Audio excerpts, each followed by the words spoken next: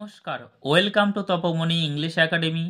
আজ আমি তোমাদের ক্লাস 8-এর লেসন 9-এর একটি সুন্দর কবিতা আছে। কবিতাটি হলো সামার ফ্রেন্ড। সামার মানে গ্রীষ্মকালীন বন্ধু।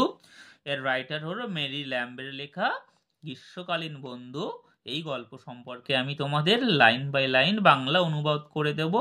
তো দেখো, তার আগে আমরা একটু কবি পরিচিতিটা সুন্দর করে জেনে নিই। দেখো, মেরি অ্যান্ড ল্যাম্ব তিনি জন্মগ্রহণ করেন 1764 সালে এবং মারা যান 1847 সালে।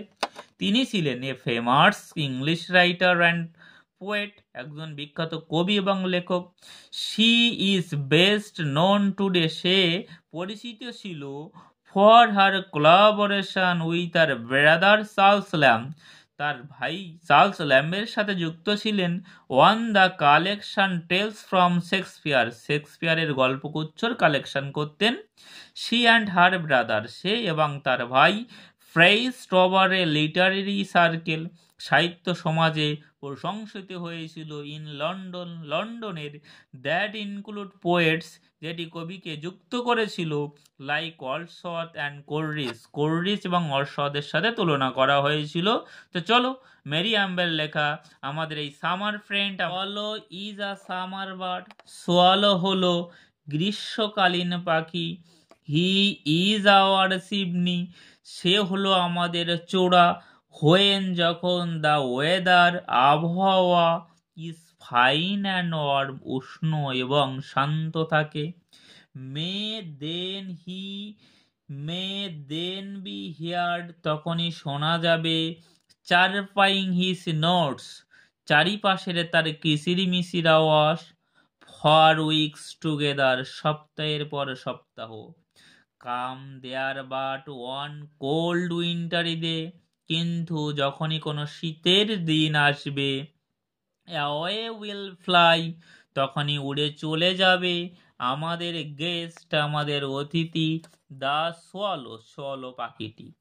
অ্যান্ড এবং মাস লাইক হিম, তার মতো উই ফাইন্ড, আমরা খুঁজে পাবো। দ্য ওয়ে, আমাদের চলার পথে।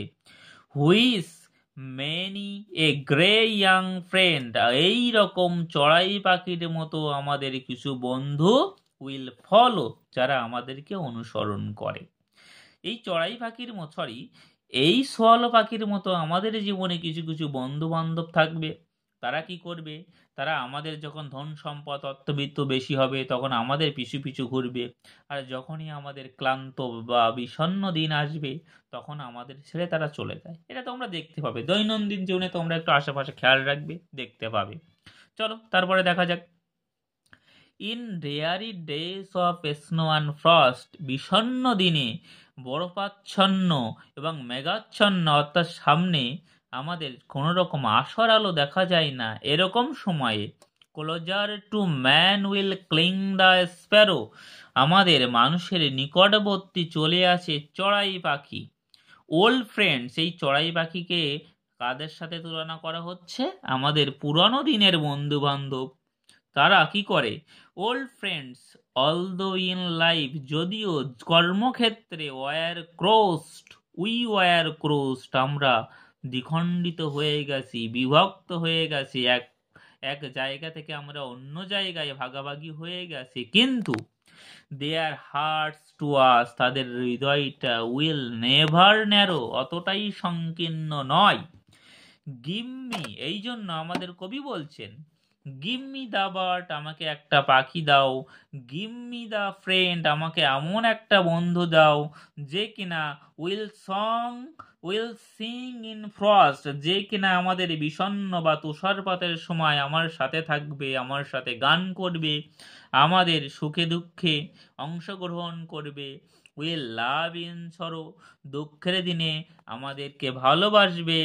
ওয়েদার মিসচান্স, যতই দুর্ভাগ্য বা অভিশাপ, মিসচান্স মানে অভিশাপ, আসুক না কেন, টুডে মে সেন্ট, যতই আমাদের সামনে আসুক বা আমাদের উপর বর্তায় না কেন, উইল গ্রেট মি, সবসময় আমাকে বা আমাদেরকে অভ্যর্থনা জানাবে।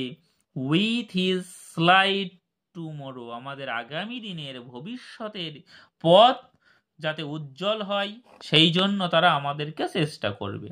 এরকম বন্ধুবান্ধব তোমরা পাবে। খুব সুন্দর একটি গল্প। আর আমাদের এই সুন্দর কবিতাটা তোমাদের কেমন লেগেছে তোমরা একটু জানিও কমেন্টে। আর এই চ্যানেলে যদি তোমরা নতুন হয়ে থাকো তাহলে চ্যানেলটিকে সাবস্ক্রাইব করে দাও এবং পাশে থাকা বেল আইকনটি অন করে দাও, যাতে পরবর্তী ভিডিওর নোটিফিকেশনটি সবার প্রথমে তোমাদের কাছে পৌঁছায়। আর